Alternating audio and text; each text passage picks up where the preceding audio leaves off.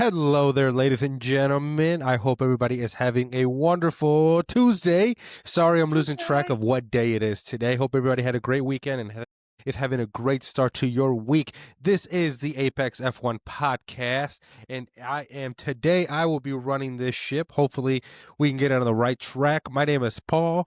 And I am joined here by my wonderful friend Meredith. Meredith, how are you today? I'm fantastic. I decided to record today sitting in my office chair because the lighting is just better coming right in from the window.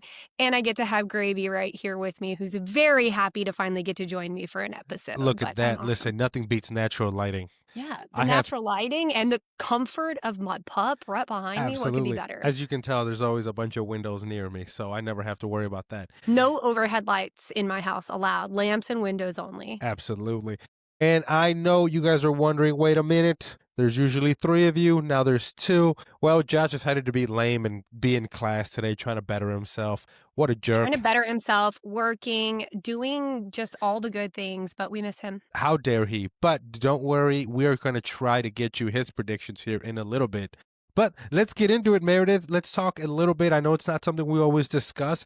NASCAR. What an interesting race that was. And for me, it was, I am 35 years old. I'm going to go on the record to say that was the very first NASCAR race I have ever watched from start to finish. I watched every Was single it? lap. I was glued to my TV. And Well, I'm sorry, you set your bar so high. Like this my was goodness. I didn't want to miss it. So for those of you wondering what happened, the race, it was the last race of the year, the last championship. It came down to 4 drivers to win it all. Denny Hamlin, Kyle Larson, William Byron, and Chase Briscoe. So one of those 4 was going to win it all. They didn't need to necessarily win the race. They just needed to finish on top of the other 3 drivers. And we were, I kind of wanted Denny Hamlin to win. Who were you rooting for? I was rooting for William Byron. Like Ryan Blaney is my guy. And when he got knocked out last weekend in that race in Martinsville, I was like, okay, I'm putting all my eggs in the William Byron basket. I really like William Byron. I think he's an incredible driver. So I was like, all right, I'm all in on William Byron. But the other part of me, like my emotional side of me, was Denny Hamlin because his dad is terminally ill. This was probably the last chance that his dad would get to see him win a championship. And his dad has been waiting his entire life for this. Denny Hamlin has missed out on 4 championships before. Emotionally, I wanted it for Denny, but I had all my eggs in the William Byron basket. And Denny Hamlin, he's been around for so long. He's got Oh, 60 wins and not a single championship to show for. So it felt to me like the stars were aligning to win. Oh, And and everything throughout the race said the stars were aligning to win. I mean, like, stage 1 went to William Byron, but, like, I mean, stage 2, stage 3, Denny Hamlin was just dominant. Like, yes, outright dominant. You cannot deny it. He was driving lights out. Like, in NASCAR, to be 2 seconds ahead of another driver is like Max being 30 seconds ahead of another Really? driver. Like it is to be 2 seconds ahead in NASCAR is just, it's pretty wild. And it was absolutely mind boggling. And I was like, all right, Denny's our man. And you know what? I'm good with it. So he led the most laps out of everyone. He was always in first, had a commanding lead throughout. I did want to ask you, how common is it to see that many punctures throughout a race? Is that a normal thing that happens in NASCAR? Yeah, I mean, a lot of tire punctures throughout, but like throughout the weekend and even in qualifying, they were just saying like the track conditions, they were seeing a lot of tire issues, like the marbling and people were moving around. This was one of the few tracks that there is a legal cutoff point, so a lot of people stay lower rather than going high. But I think we did see a lot, especially in stage 3. There were so many tire punctures and tire issues in stage 3. And I think ultimately what it came down to with William Byron was like Denny Hamlin struggled with his tires all weekend. And it was William Byron that had those tires locked in. And at the end of stage 3, 4 laps to go, that tire finally blew, which was the ultimate thing that led to people coming in the pits, a restart, and it led to Denny Hamlin coming in. Some of those previous drivers only took 2 tires on other stops instead of taking 4. Denny Hamlin came in, he took 4 tires. Yeah. It led to him being further in the pack, which led to them coming out on the restart. Kyle Larson was out there. Yeah, it was it kind of gave me a little 2021 F1 feel with the last minute safety car that kind of ruins everything. Oh yeah. It was just tough because, so as she alluded, Byron had a puncture with 4 laps to go. It looked like Denny Hamlin had just, was going to win it all. He just needed a clean 4 laps, and something out of his control ruined it. Safety car happened. He ended up pitting for 4 tires instead of 2, which Kyle Larson did, and that's kind of all she wrote. Denny Hamlin came in 10th out of the pit. Kyle Larson came in like 5th, and after that restart, it was just too great of a lead for Denny Hamlin to surpass. He was Kyle just caught up in the Larson, pack, and it was literally, like, just nauseating. I mean, I think I text you the exact words. He's gonna regret that for the rest of his life. in hindsight, 2 tires might have been the better option. It's just you can Yeah, Monday you never know where he would have fallen in traffic. yeah, you can Monday morning quarterback this all you want. Yeah. It was just a really crappy situation, and you saw the devastation and the hurt, Like, right the after the side by race. side is what got me the most. Them showing the side by side on the broadcast of Kyle Larson celebrating with his team and them showing Denny Hamlin sitting in the car, just like tears. God, I could tear up just thinking about it right now. It just like, it was just really hard to watch. And honestly, like, I hope it doesn't take away from Kyle Larson's victory. Like, second championship for him. Congratulations. He deserved it. His consistency in the second half of the season. I mean, I even remember in the first half of the season, like around May, really, honestly, like May, you and I were talking and, we were kind of talking shit on Kyle Larson and then like his performance in the Indy 500 as he had come out and talked about F1 drivers specifically and his comparison and capability to those drivers. Kyle Larson had a very consistent second half of the season, which is ultimately what led to him being in the championship for really consecutive points. I think he had a win somewhere in there maybe, or maybe it was just the consistency. He deserved a championship. He did great. This is, somebody commented on my Motorsport Monday TikTok and said, this is like World Series, right? Like it always has to come down to Game 7. Like that's the situation we're in with NASCAR, where it always has to come down to the championship, and that's what's determining it with the current playoff form. Been a lot of dialogue this week in my last few videos from my NASCAR recaps just about the current structure of the playoffs and the way that it goes. It's completely changed from what it used to be, and a lot of fans actually don't like it and say like, hey, I'll continue to watch because I love the sport, but I actually think something in the playoff format has to change. And with this being my first season of watching a full NASCAR season start to finish, I don't think I missed a single race. Like even the ones I didn't watch live, I watched recaps of and watched highlights of or watched the full races. I agree something has to change in the playoff format. I love a sport coming down to the wire. I love a sport coming down to the final match, but I think there's been a lot of debate online about like Kyle Larson would have won the regular season given, the old standings or not, the old way the playoffs was structured. But I think if you have a heart, watching Denny Hamlin lose that, knowing that this was the last championship title he was going to be fighting for with his dad alive, if that doesn't tug at your heartstrings, go get some help. Go seek professional help. And I think this is what we love about sports. It's the highs and the lows and the excitement and disappointment all wrapped up into one. Like I said, this is the very first NASCAR race I ever watched from start to finish, and I was glued to the TV, every bit of it. It seemed to move quick. I thought 312 laps was going to be a huge undertaking. I have chills right I was now. like, dude, it's going to take forever, but it really flew. Things moved quick. Yeah. I was thoroughly impressed. I was hooked. I still don't fully understand the playoff structure that NASCAR does, but it seems like they're going away from that for next year. So we'll Yeah, see I what can't wait comes to out hear of what they it. change. And Denny Hamlin, he's one of the veterans on track. See, he's got maybe a couple more years left. So I'm hoping he can get this monkey off his back and win one, because I think if anybody deserves it, I think he deserves it. He's one of Yeah, those drivers that people love to hate, but that everyone was rooting for him 100%. on Sunday. So Yeah. I think, I saw motorsport.com posted an article earlier where it quoted Denny, and Denny was like, I don't know if I'll be back in the number 11 Joe Gibbs car next year. I also wanted this for Coach Joe. He getting up there too, and yeah. I think, he really wanted another title. But like, I think seeing that quote and saying like, hey, like I need some time. Like, I don't know if I'll be back in that number 11 car, Joe Gibbs Racing. Also, given everything with the legal issues with him in 2311 Racing, there's a lot up in the air for Denny Hamlin. There's a lot on his plate. And also, there's quite literally his father who is terminally ill. So who knows? Like, honestly, if Denny Hamlin decided today this was it, and I'm done. I need to be done, or I need to take a year off. Like, I need to focus on my family and my life and things going on. I would support that decision either way, but I do think we saw the NASCAR community really rally around Denny Hamlin, and I think what a stand-up guy William Byron is. If you saw the clip in the interview after, Yeah, for I him to was immediately come in and apologize, like him owning and saying, and them saying, "Why did you apologize? Why was that important? Like, you didn't do that." And he's like, "Yeah, my tire blowing is what caused that. Like, it wasn't a conscious choice of mine, but I'm aware that what happened with me and my car and my tire is what ultimately led to him not winning the race that should have been his." Oh, absolutely. I was just going to bring that up. It speaks volumes to the kind of guy that he is. And, ultimately, yes, he's got no control over the tire. Everyone up and down that whole grid was having tire issues. So it was one of those things no one was going to predict that was going to happen. And it just kind of sucks that that's how you lose a championship when you were all but about to win it. So it's tough, but it speaks volumes to the kind of guy he is to apologize to Denny Hamlin. So hopefully, I'm sure it's a tough pill to swallow, and the last thing Denny wants to think No about is doubt. getting back into a car. But I hope this isn't the last we see him. And honestly, for me personally, this kind of has me excited for next year. I kind of want to Yeah. dive into NASCAR. You and I, Let's and go to Bristol, yeah, baby. that's exactly what I was just gonna say. You, me, and Josh have talked about going to a NASCAR race next year, so I Oh, think we I'll should totally come to definitely Bristol. get that ball rolling because I would love I'm to be in.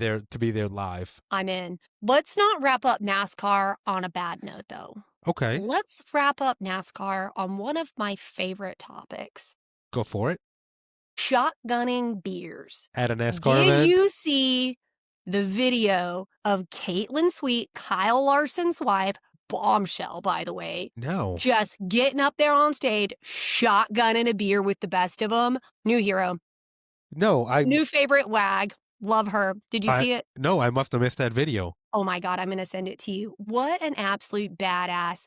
Kyle Larson got the boys, drove around in the car with the boys in the car, and then they all got up on stage to celebrate, and she rips a fat shotgun, and I loved it. Oh, every So, minute of that. a girl after my own heart. She could have shotgunned with us in the parking lot at Coda. Caitlin, this is my plug. If you see this, I want a shotgun with you at Circuit of the Americas next year for NASCAR. Please come to Austin. I will bring the beers. I will bring the beverages. We can shotgun together in celebration. Hell, I'll even root for Kyle Larson to win that race. Wow, Yeah, bold statement coming from you.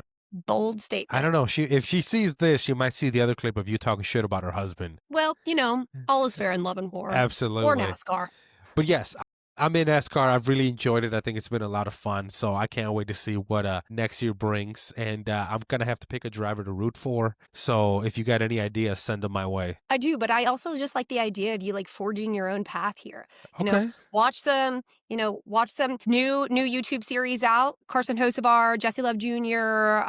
It's on YouTube. It's about NASCAR, so that's a new series you could watch. I'm going to be watching that. I'll let you know my thoughts on that. You can watch Full Speed on Netflix. Watch. I feel like YouTube just does the NASCAR YouTube series does such an incredible job. They do a quick recap. They do a 15-minute long recap of races.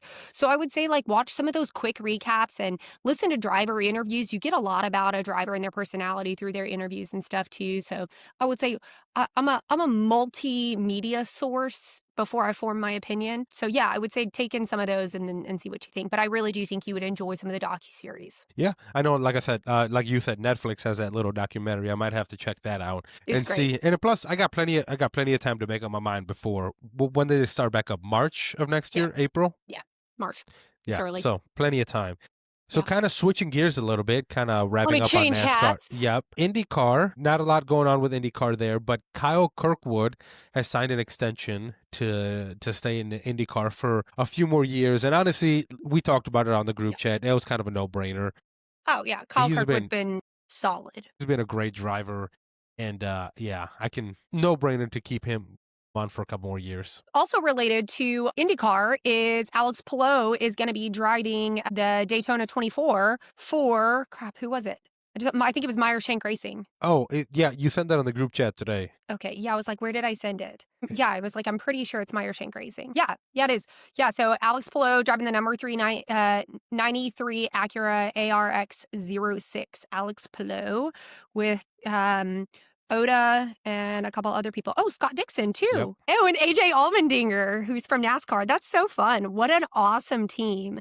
Meyershank Racing, excellent selection for your Daytona 24. Like Yeah. that is, It should be a good time. And I know Josh, you've been thinking about going to yeah, that would be a race. sick one for y'all to go to. I wish I didn't have a work conflict. Otherwise, I'd be in. But yeah, so yeah, good for Kyle Kirkwood. It's an extension.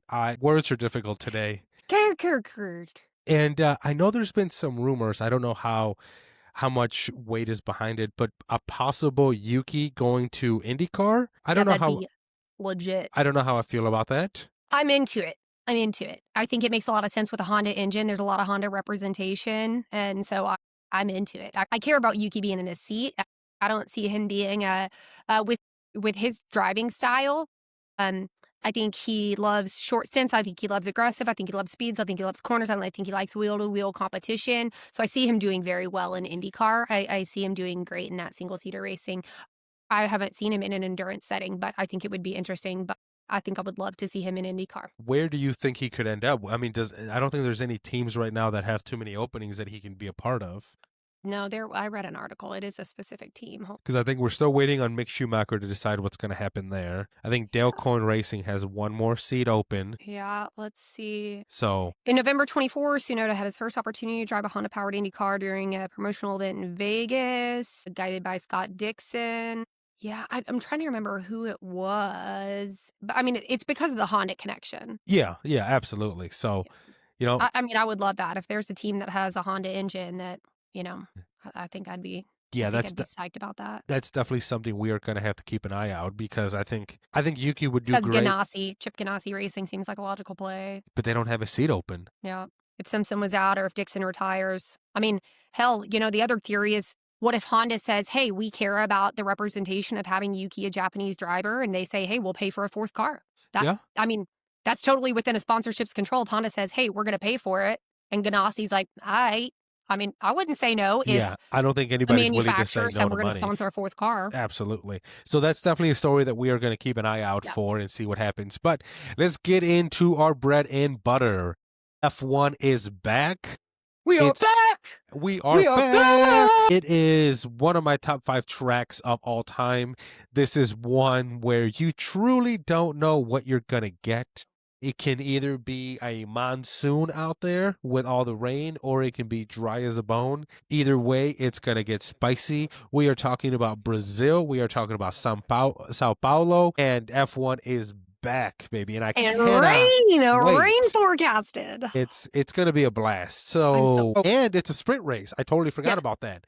So that adds another layer of spiciness, extra points for the top 3 drivers to get, because we all know that the championship is coming down to the wire. As it sits, Lando is on top with 357 points. Oscar is in second with 356 points. And the man that still has a very strong chance to win it all, Max Verstappen, with 321 points. My goodness. It's going to be insane. 4 races to go this year.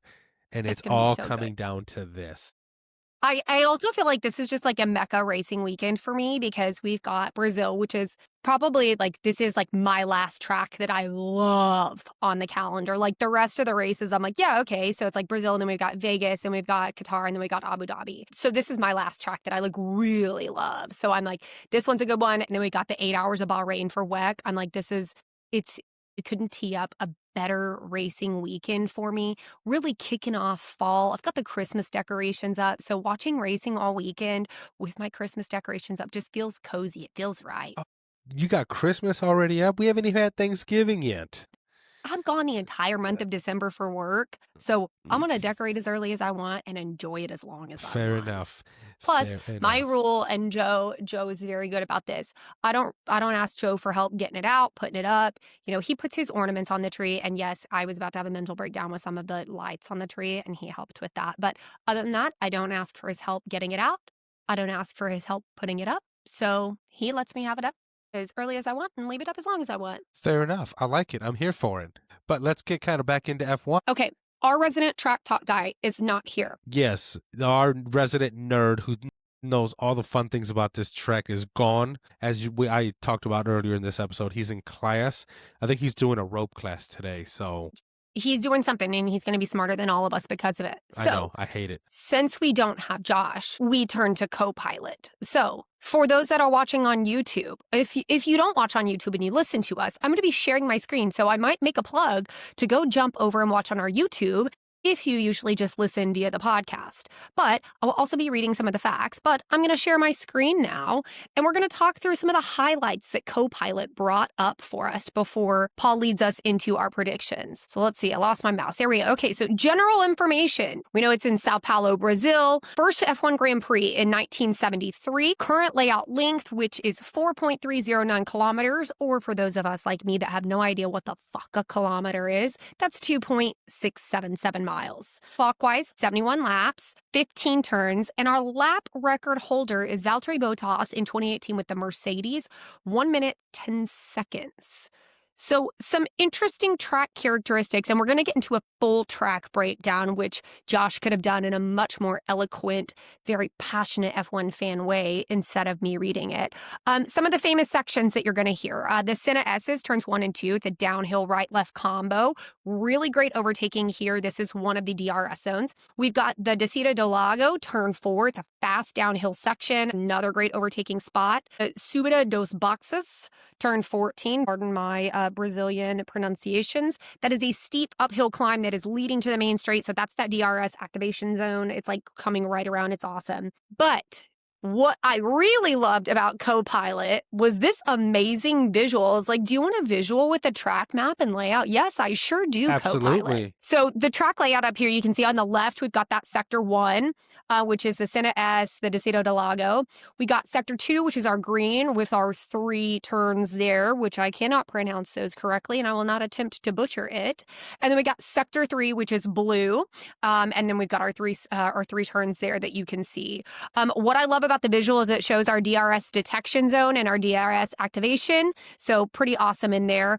Your DRS zones are that main straight in between turns 3 and 4. Here is the coolest part that Copilot has done. And again, I'm sure Josh would be able to give this to us right there for us. What it did is a sector by sector analysis. So in Sector 1, it talks about corners 1 to 3, the Senna S's. It's that downhill right, left, right. Approximate speed, 120 to 250 kilometers. Turn 4, fast downhill left, 280. So that is super high speed. Remember, that was a prime overtaking zone. Sector 2, turns 5 to 8. We've got some medium speed corners, 180 to 220. Sector 2, we've got a tight technical section there. That's that turn 9 to 10. So you can see those speeds really slow down there at 80 to 140 kilometers. Turn 11 to 13, that's that downhill then uphill. So 150 to 220. And Sector 3, we bring it on home with turn 14 to 15 with that steep uphill, full throttle, all out, 280 plus kilometers per hour coming into that main straight DRS zone. So I thought that was a pretty good overview, and they even give you a full Excel file with the analysis. Pretty sweet analysis there for us. That was pretty sweet. Your thoughts? I loved it. Listen, if we can't have Josh, I'm glad we have AI to help us out. What was our life before AI? I can't picture my life without AI now. Me either. But next best thing is Josh, and we miss you, Josh. Yes, this is a plug to have Josh come back. Come back, Josh. Someone's got to keep us on the leash. Also, I just saw, and I messaged you guys a few days ago, there is a very high probability of rain all 3 days. So we all know how rain makes things spicy, and it really puts some interesting spin on the weekend. So let's get right into it. Let's get into our predictions of what we think is going to happen. Little recap on our points. Josh is in the lead with 17, followed by Meredith with 16 points and me with 13. So my predictions are on the board. They are committed. I cannot erase them. So let's get... Show me that board! Nope, we'll start with you. Ladies first. Okay. What do you think is going to happen this weekend? I don't want this for the championship. Okay, let me state that. But my boy Max, he loves Brazil. He's so good here. So I've got my boy Max winning. And then Lando usually does pretty well in Brazil. I mean, he's like top 6 or 7 the last 3 years. So I'm big on Lando. Everybody knows that. But I do think Lando's going to edge Oscar out here just because of his past performance and his familiarity with the track there. So I'm going Lando second. I'm going Oscar third. Shocker. Those are my top three. My shocker prediction is that we're going to have at least one V-carb DNF. I think I'm leaning towards it being but I'm gonna leave it open. I'm going at least one V-carb DNF. That's my shocker. So let me get this straight. You got Max, Lando, Oscar, and one V-car DNF. Yeah, one V-carb DNF. Okay. All right. I was really hoping we can get a text message from Josh in the next few minutes about his prediction, but that's okay. We'll clip his predictions in. He's busy. Post-production editing. I'll use all of my best editing skills. I love it. He is busy learning about ropes and how much weight they can handle. My prediction. Very important. Very, very, very. My prediction is I got Max in first, okay, Oscar in second, and George in third. I just have a feeling that Lando isn't going to do very good, especially with the rain. We all remember what happened last year. He didn't do very good in the rain. Hey, I actually nearly put George in third. But see, he finished fourth last year. Difference is I actually did it. Yeah, I know. I thought about that. That could be a good one. Yeah. I'm here for it, and I'm going to win because I'm very confident about this one. My shocker is I got one Williams, one Haas, and one V-car in the points. Wow, that is a hard, heavy bet. One Williams, one Haas, one V-carb in the points. Okay, yep. I like that. Look at you, really going full send. Listen, I have 13 points. I have a lot of ground to make up, so we're going bold. We're going bold. I love it. I'm here for it. Listen, if last year is any representation of what happened, who knows? We might get two Alpines in the podium this go around. You just never know. Can you imagine? Can you imagine the craziness? A Franco Colapinto podium. Goodness. I mean, because look, for Pierre and Esty Bestie, they've paid their dues. They laid in the grunt work. They hated each other. They overcame their differences as two Frenchmen. Seeing an Alpine podium last year healed something in all of us. A little bit of our inner child trauma. But seeing Franco as a rookie when there's so much on the line with Alpine and they move things around like hotcakes on a griddle, seeing a Franco podium would make me happy. I mean, seeing a Pierre podium would make me happy too. Isn't also my favorite driver pretty consistent in the rain? Your favorite driver? Isn't my boy Lance Stroll? pretty consistent in the rain? I don't know. I'm sorry, I haven't been keeping tabs on Lance lately. I think Lance is pretty consistent. So listen, my Lance trackers must be off. Lance Stroll in the podium. Talk about shocker. Okay, let's see. Where did he place in 2024? I don't think he did very well. Lance didn't start last year. Wasn't that the race? It's not that he DNF'd last year. He did not start last year. Okay. Colapinto DNF'd last year, driving for Williams. So this is his comeback round. Let's see. Yeah, Pierre Gasly podium. That was amazing. Okay, so that would be really good if Alpine got that one. Okay, and then let's look at 2024. No, I don't need those results translated. It's weird. Names are the same in English and Spanish and really any language. Shocker. I know. Okay, let's see. 2023, Max Lando, Lance Stroll in 5th in 2023. Pierre in 7th. So Pierre has done pretty well here. Yeah. So listen, we don't know what's going to happen. When Lance Stroll is above Lewis Hamilton. Let's hope that doesn't happen on Sunday. Seeing Danny Ricciardo's name on there. R.I.P. Not that he's dead, just gone from F1 forever. Not that he's dead. So, on that note, let's just see what happens on Sunday. I'm super pumped, super excited. I can't wait. I will be watching the race in Mexico. Yeah, you're going to a family vacation to a resort in Mexico. So, I will be watching it by the pool. Excellent. Do you have a waterproof little bag for your phone? No. Order one of those ones off Amazon. I'm not kidding. Live life on the edge. I keep my phone at the edge of the pool and I just live life on the edge. I hope someone kicks your phone in. I hope you stub your toe by saying that because that was just very rude. There's a guaranteed chance I'm going to trip and stub my toe. 100%. I'm team mysterious leg bruise, team mysterious broken toe. Absolutely. So on that note, everybody, we're going to kind of wrap this up for today. Just a short little episode.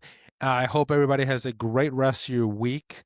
And have fun. I may or may not be on the next episode, depending on when we decide to record, because I plan to be all of White Girl Wasted. I'm going to make you do what we made Josh do when him and Courtney went to the beach. I need you to give me drunk videos. I can do that. Like the one where Josh sent it to us and he's in the hotel room fighting for his life to look serious. I can do that.